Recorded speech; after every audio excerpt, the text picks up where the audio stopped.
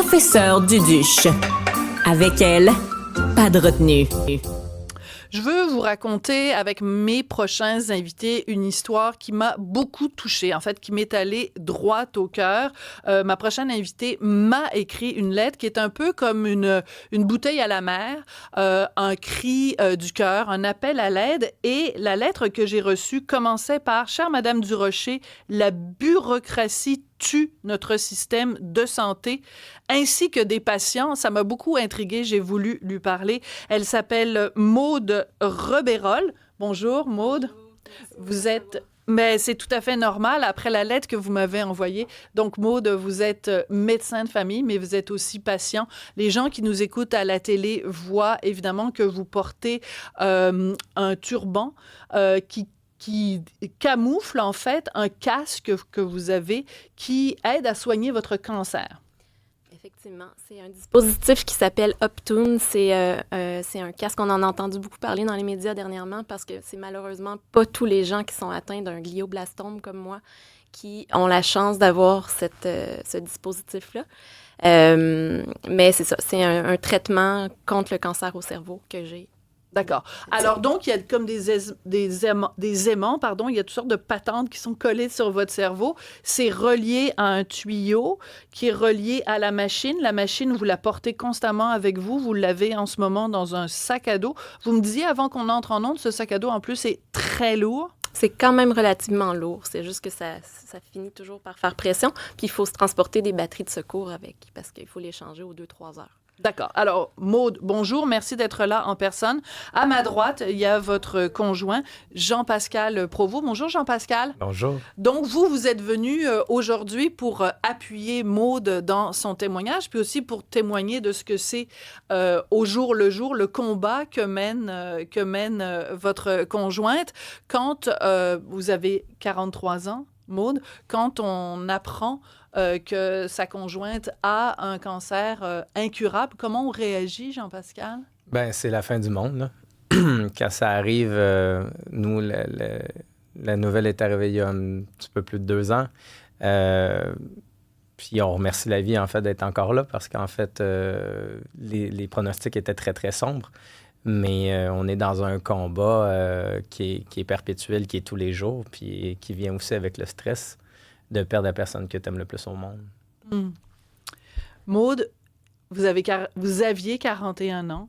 En 2022, vous êtes médecin de famille. Vous commencez votre pratique à Saint-Côme, dans la Naudière. Qu'est-ce qui arrive en 2022? Bien, à ce moment-là, je me stationne. C'est ma première journée de travail dans ma nouvelle petite clinique, ma nouvelle communauté. On vient de s'installer l'été. En juillet 2022 à Saint-Côme.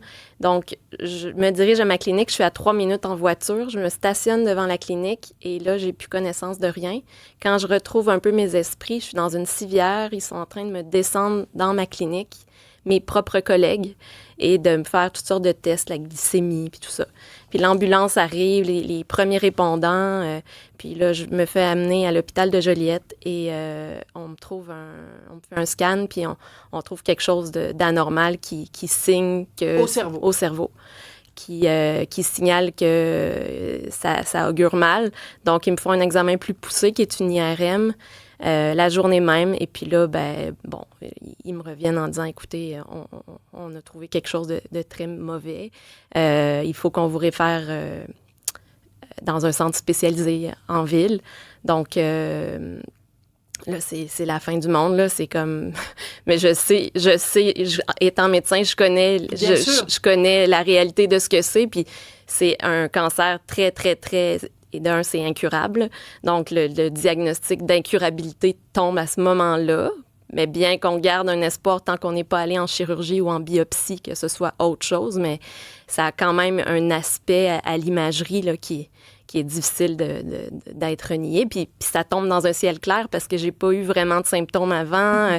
On a eu un été un peu stressant avec le déménagement, mais sans plus. On a passé un bel été. Puis bon, on m'apprend du jour au lendemain que j'ai 6 mois à vivre peut-être. Alors, au plus. Donc, évidemment, un choc. Puis, encore une fois, je vous remercie de le raconter. Je sais que c'est jamais facile de revivre ces moments-là, des moments douloureux. Mais pour le bénéfice des gens qui nous écoutent, je suis obligée, évidemment, de vous poser beaucoup de questions à ce sujet-là. C'est pour ça que vous êtes là aujourd'hui. Alors, dans la lettre que vous m'avez écrite, vous me dites, évidemment, donc moi, je suis un médecin qui est dévoué à mes patients. Votre objectif à vous, c'est bien sûr de continuer à pratiquer la médecine. Comme vous avez été, avant d'être médecin de famille, vous étiez donc médecin militaire, vous avez payé pendant des années un plan d'assurance médicaments. Vous vous dites, bon, ben, j'ai ce diagnostic-là, je vais pouvoir bénéficier de mon service d'assurance médicaments pour différents traitements, différents médicaments. Je résume un petit peu pour simplifier les choses. Vous portez donc le casque comme un traitement, mais il y a aussi un médicament qui pourrait vous aider. Je vais retrouver le nom du médicament. Ça s'intitule Voranigo. C'est un médicament qui pourrait faire quoi? Quel genre de différence ça pourrait faire pour vous, pour votre santé? En fait, c'est un médicament qui est spécifique à une mutation qui est dans la tumeur que moi j'ai, qui n'est pas donnée à tout le monde. C'est une mutation IDH qu'on appelle. Et puis, c'est tout nouveau sur le marché. Ça a été homologué par Santé Canada en octobre dernier. Puis moi, ben, dans ce contexte-là, ça allait bien, là. Je veux dire, ils m'ont fait une chirurgie, j'ai eu de la radiothérapie, de la chimiothérapie en 2022. Puis depuis, il y avait stabilité. Ils ont enlevé la tumeur initiale qui pouvait puis qui m'avait fait faire une convulsion, parce que c'était ça. Au final, j'ai fait une convulsion. Puis le reste, c'était... Ils ne pouvaient pas aller l'enlever, donc c'était dormant. Là. C'est en dormance avec les autres traitements que j'ai eus. Et en décembre, ben, donc j'ai des IRM de contrôle tous les 3 mois. Puis en décembre, là, ils ont vu que, il y a quelque chose qui se réveillait dans une nouvelle région. Ben, dans des régions qui n'avaient pas été, bien sûr, ni traitées par la radiothérapie, ni mais la chimiothérapie, oui. Puis, ben, qui était d'évolution très, très lente. Donc, c'était pas le même type de grade que initialement. Ce que vous aviez à l'origine. D'accord. Puis c'est là qu'il y a comme un bug, si vous me permettez le mot, qui entre en ligne de compte parce que on reste avec l'étiquette initiale du grade qui nous a été attribué, de la tumeur qui a été enlevée. Alors, juste pour simplifier, donc, on vous a enlevé, donc quand vous avez eu votre premier diagnostic, vous êtes à un stade X, là, après, on vous fait radio, on fait chimio, donc ça va mieux, mais là, il y a autre chose, un autre problème de santé qui pourrait être réglé avec ce médicament-là. Exactement. Mais la compagnie d'assurance vous refuse de vous payer ça parce qu'ils disent, ben non, pour nous, à vos yeux, vous êtes un patient de l'autre stade. Donc, vous êtes comme pris dans une espèce de bureaucratie qui fait en sorte qu'on ne vous rembourse pas le médicament. Je tiens à le spécifier quand même parce que c'est important que les gens qui nous écoutent aient tous les éléments du dossier pour se faire une tête. Ce médicament-là coûte 30 000 $ par mois. Mais pourquoi attendre que les gens soient à l'article de la mort pour les aider? Parce que les traitements en phase terminale, c'est encore plus cher. Fait que moi, c'est un peu ce que je revendique. Plus on attend que la maladie aille loin, plus les traitements d'immunomodulateurs peuvent aller dans des coûts exorbitants de centaines de milliers de dollars. Là.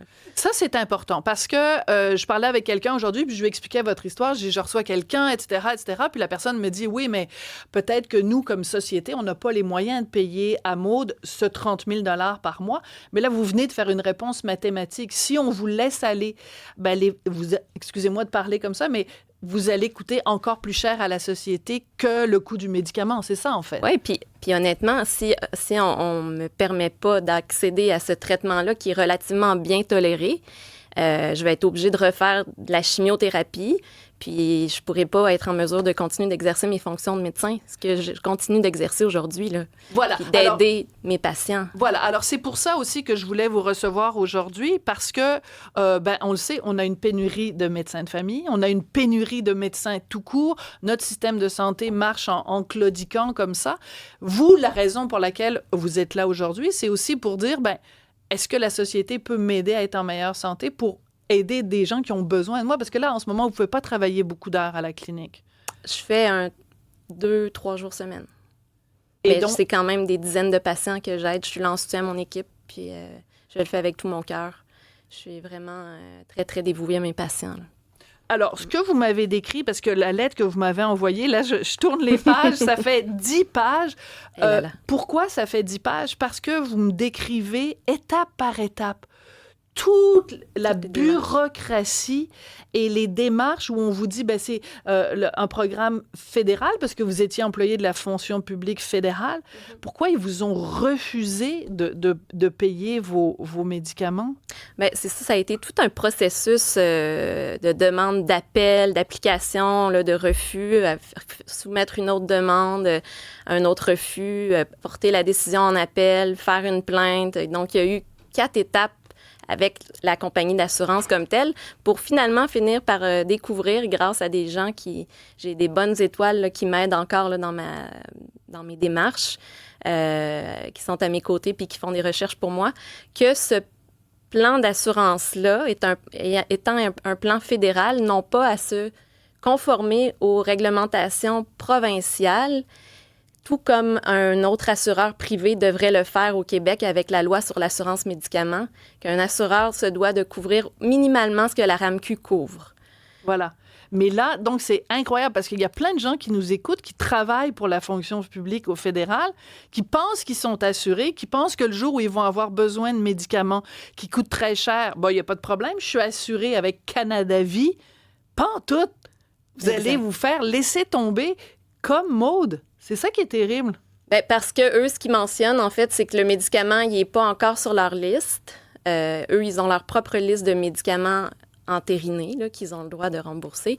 Mais leur révision se fait tous les 6 à 9 mois. Et nous, de leur dire, mais j'ai peut-être même pas 6 à 9 mois. Moi, c'est le bout, dans la lettre que vous m'avez écrite, c'est le bout qui m'a le plus tué parce que j'avais l'impression d'être dans la maison des fous d'Astérix. Hein? Jean-Pascal, c'est à ça que ça ressemble. C'est ça. Ouais. Parce que vous appuyez Maude, évidemment, dans toutes ces démarches de paperasse. Je vous imagine très bien en train de l'aider à remplir les formulaires. C'est choquant de se faire dire ça va prendre 6 mois à évaluer votre cas. Ben, dans 6 mois, je serais peut-être plus là. Je suis vraiment désolée de dire ça. C'est exactement ce devant vous. qu'on leur dit. Puis bon, après, on parle à une personne qui est forcément un employé, qui n'a pas nécessairement non plus les cordons de la bourse entre les mains. Fait qu'on comprend que les gens sont mal à l'aise, mais en même temps, c'est ce qu'on dit. Écoutez, nous, c'est de la vie de monde qu'il s'agit présentement. Là. C'est pas d'une case, c'est pas d'une statistique, c'est une vraie personne. Fait que s'il se passe pas quelque chose maintenant, ben on n'aura peut-être plus jamais l'occasion de le faire. Fait que c'est hyper frustrant, en fait. Puis vous devez vous sentir impuissant.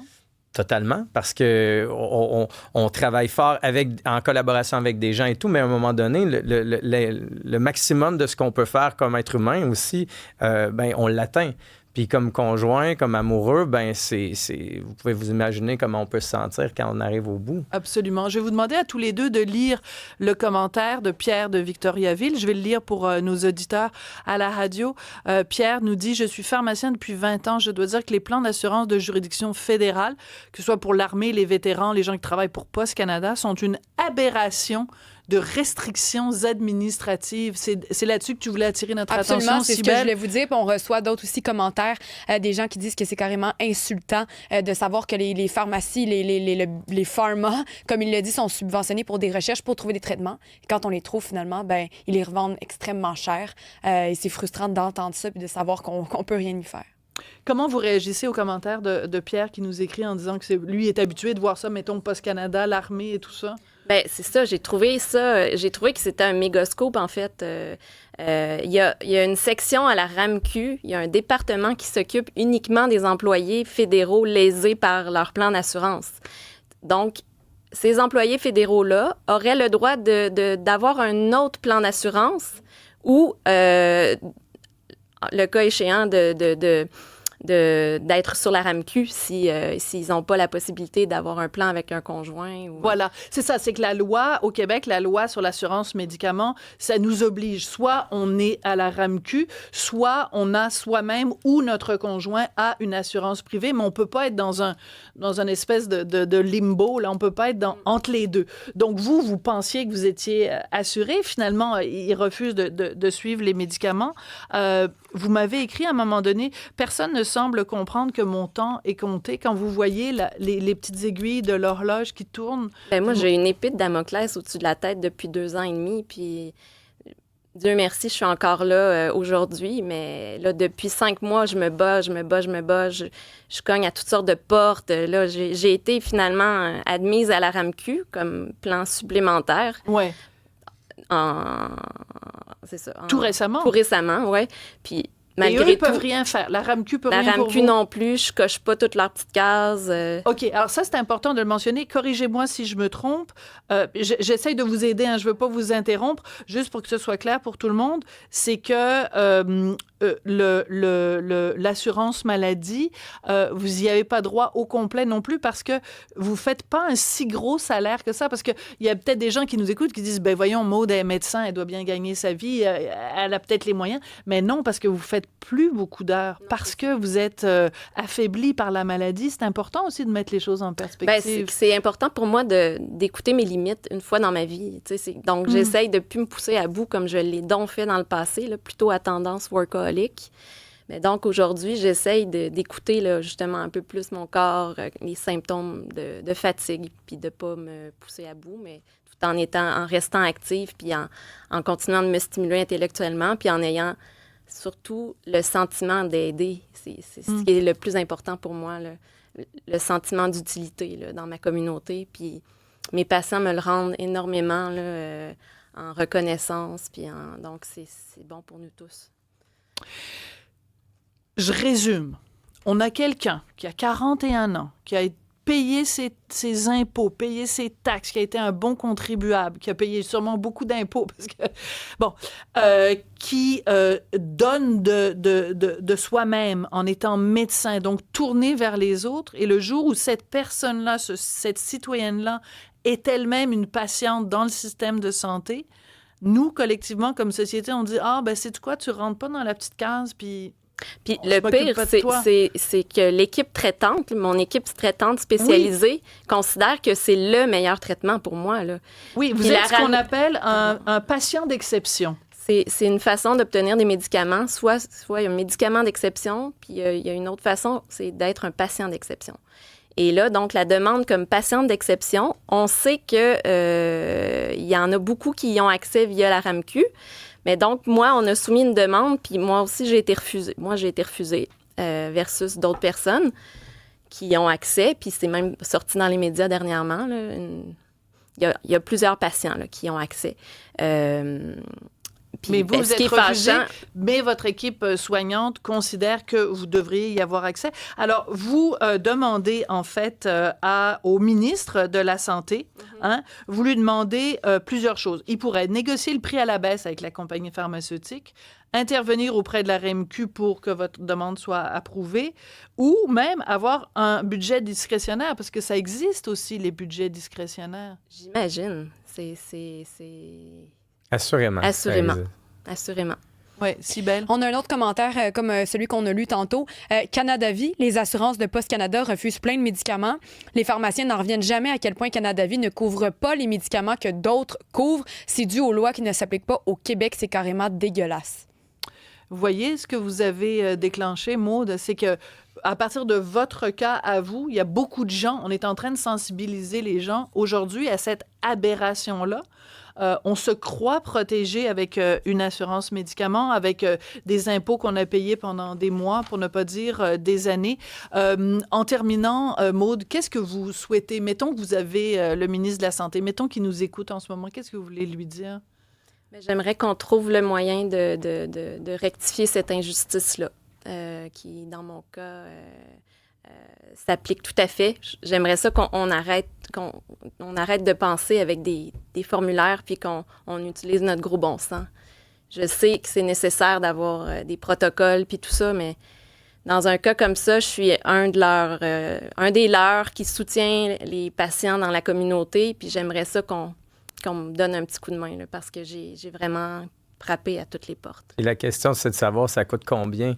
Ça vaut combien un mois de vie, 2 mois de vie, 1 an de vie? Parce qu'en fait, on parle de ça actuellement. On parle d'un traitement qui est onéreux, qui est 30 000 $, puis qu'il y a des patients qui peuvent en bénéficier.